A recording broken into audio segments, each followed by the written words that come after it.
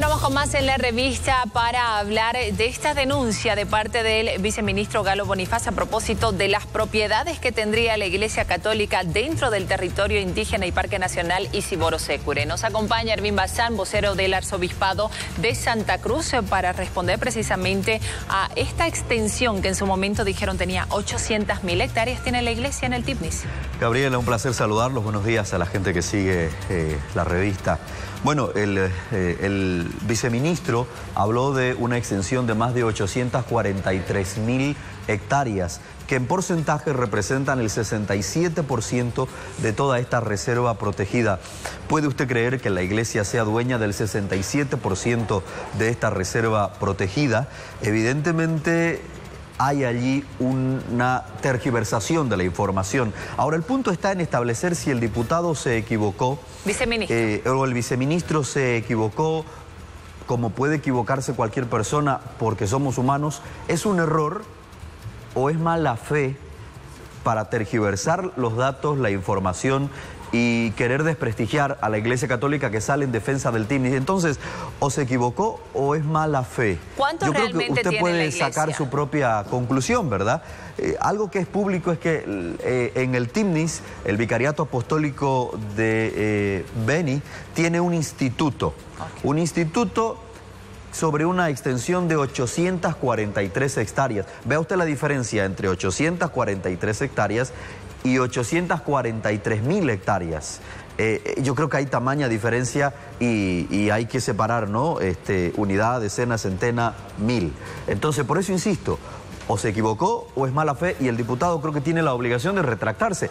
Como tiene la obligación de retractarse cuando, queriendo justificar la construcción de la carretera por el Tipnis, se atreve a lanzar tamaña denuncia de decir que la Iglesia Católica es cómplice del narcotráfico. Imagínese, yo creo que cualquier persona que se atreva a lanzar tamaña denuncia, decir que la Iglesia Católica es cómplice del narcotráfico, tiene dos caminos: o se retracta o lo prueba. Así de simple y así de claro. Bien, ayer en una entrevista le cuestionamos precisamente ese error y él dijo que tal vez había un error en algunos decimales de parte del dato que le había otorgado el INRA. ¿Eso será suficiente como retractación? A mí me parece que no es suficiente, que se está diciendo cualquier cosa hoy por hoy para justificar la construcción de la carretera por el Tipnis y no existe un debate serio y responsable sobre la conservación del hábitat y sobre el camino del progreso para los indígenas del Tipnis. Se habla de desarrollo y no es nomás decir que la carretera es desarrollo, pese a que cualquier persona puede así de buenas a primeras decir que la carretera representa progreso. ¿De qué desarrollo estamos hablando? ¿De qué modelo de desarrollo estamos hablando? Existen modelos y escuelas de desarrollo más centradas en el factor económico. Existen escuelas de desarrollo centradas en el factor tecnológico. Existen otras escuelas centradas en la persona. En la iglesia conocemos muy bien lo que es el desarrollo. Basta revisar la Caritas in Veritate sobre desarrollo humano integral.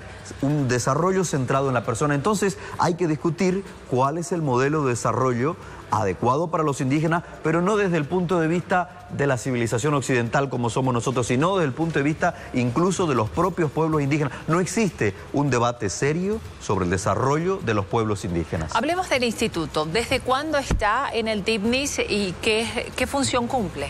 El instituto funciona desde el año 2013, cumple la función de formación al servicio de los hijos de los indígenas. ¿Qué tipo de formación? Se forman allí los hijos de los indígenas, primero salen como bachiller y después de eso como técnicos superiores en agropecuaria. Alrededor de 80 alumnos tiene en este momento, hay ocasiones que tiene 100, 120 alumnos y allí se forman. ¿Y cómo se gestionó? ¿Cómo hay una propiedad sobre el Tipnis, que es un territorio indígena, área reservada, reserva forestal en todo caso?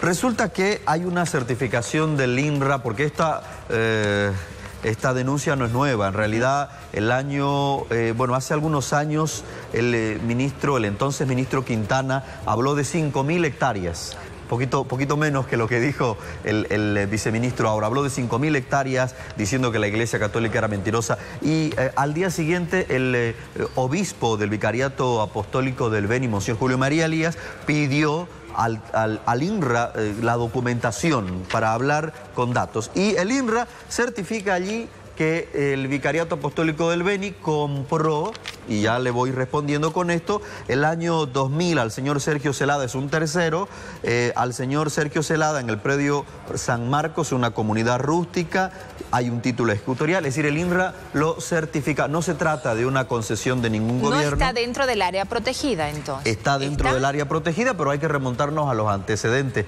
En esos momentos era, digamos, legal comprar esta área protegida, comprar este predio dentro de un tercero predio que además cumple una función social que alabó el ministro de Educación hace un mes y unos cuantos días. Estuvo el ministro de Educación allí, fue recibido por los estudiantes, no ahorró elogios para destacar la labor educativa que lleva allí la Iglesia Católica a favor de los indígenas. Los propios indígenas agradecen este trabajo, que probablemente sea la única forma de superación que tengan los indígenas del territorio.